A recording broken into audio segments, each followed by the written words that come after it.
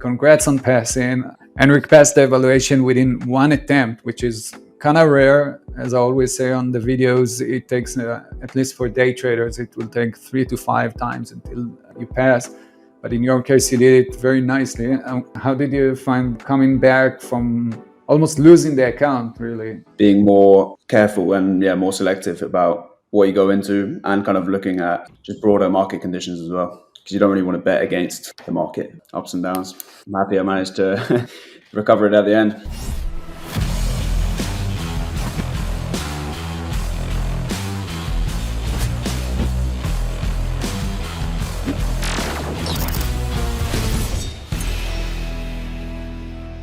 Welcome everybody to another funded trader of TradethePool. Today Henrik is with me, a new funded trader of the swing account at $20,000 of buying power.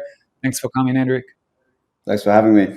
Yes, appreciate that, because we're not getting many, we didn't do yet many interviews with swing traders. Of course, we have a lot of them, but for some reason, most guys would like to hear about intraday trading.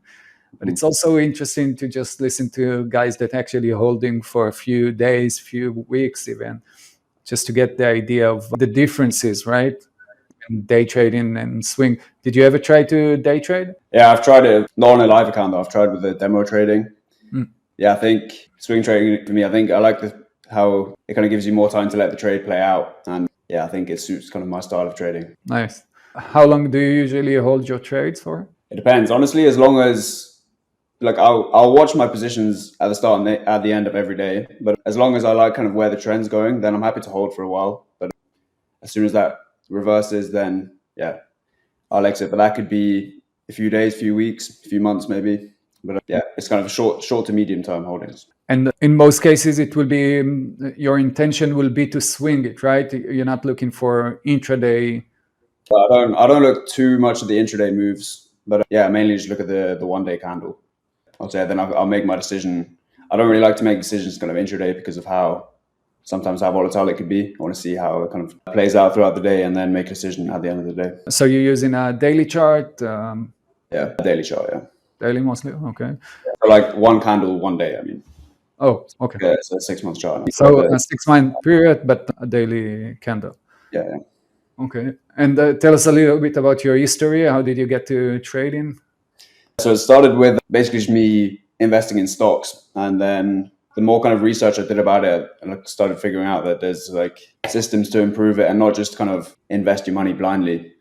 And then started learning more about kind of ways, so now like moving averages and kind of ways to spot better entry points. So I started practicing that, and then saw that there's a really effective way to kind of do really well in your portfolio. So now, I've pretty much committed now to trying to be a trader full time. Amazing. That's the goal? Yeah, that's the goal for sure. How long have you been doing that? A few years?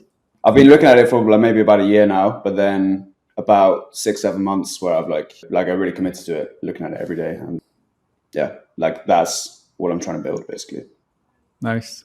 So take us a little bit through your routine, right? Do you start your Sundays when you're analyzing stocks for the rest of the week, or how does it work? So I'll start pretty much every morning, and then every week I've got a long list of sectors that I look at, and the ETFs. That's kind of a way of gauging which sectors are doing well at that time, because I know that's pretty influential on how the individual stocks in that sector are going to do. Yeah. So I look at which sectors are doing well every week, and once I identify those, then I'll go in and look at individual stocks within that sector. So I prefer kind of often smaller caps because there's a bit more volatility, and that's where some good opportunities I found. So looking at sectors, and then I've got like a visualizer, and then I look at setups and I make notes of what I'm looking at, and then try to time some entries. Using alerts in the system, so it will trigger. Yeah. Okay. Nice. And how do you go about finding those stocks? Is it predefined scanners? What do you do?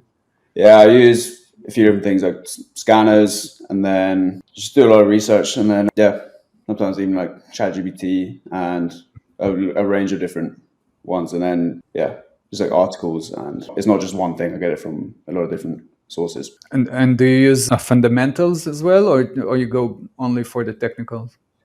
I do to an extent. Like I probably would be more cautious entering in a stock where the fundamentals aren't great, but then I'm like happy to play through some more speculative plays if the chart's looking good. It's on my mind, but it's not the main focus. The main focus is just looking at the chart and the trend. The technical, yeah, for sure. I said it before we started to record, so congrats on passing. Henrik passed the evaluation within one attempt, which is kind of rare. As I always say on the videos, it takes, at least for day traders, it will take 3 to 5 times until you pass. But in your case, you did it very nicely. I'm going to share my screen and show your dashboard. So for those of you not familiar, every trader gets his own dashboard. The dashboard will show you your stats, the risk parameters, and you can really understand your progress and look at your equity curve. You can also check your achievements and payouts and customize your view, switch between light mode and dark mode. So like I said, you traded the Flex 20K, meaning you have unlimited time to pass the evaluation. Especially when it comes to swing trading, it makes it more easier, right? When you don't have the pressure. And $20,000 buying power, profit target was $3,000, max loss, daily pause. You started good, but then you went all the way back. Tell us a little bit about this area here, when you went all the way back, even to a negative.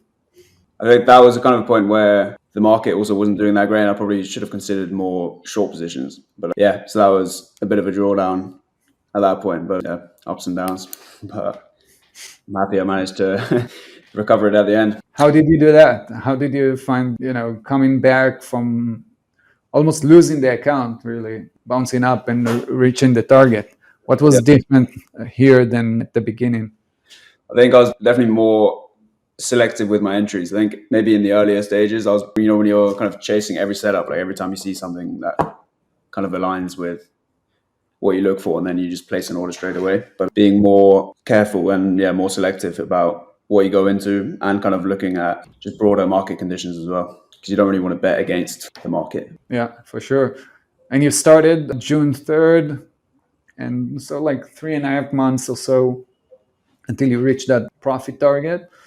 Success rate 44%, which is solid. 2.2 on the risk reward. That's also great. Let's look at the trades that you took. Quite a lot, right? For a swing trader. I mean, even 3.5 months, still you got many trades.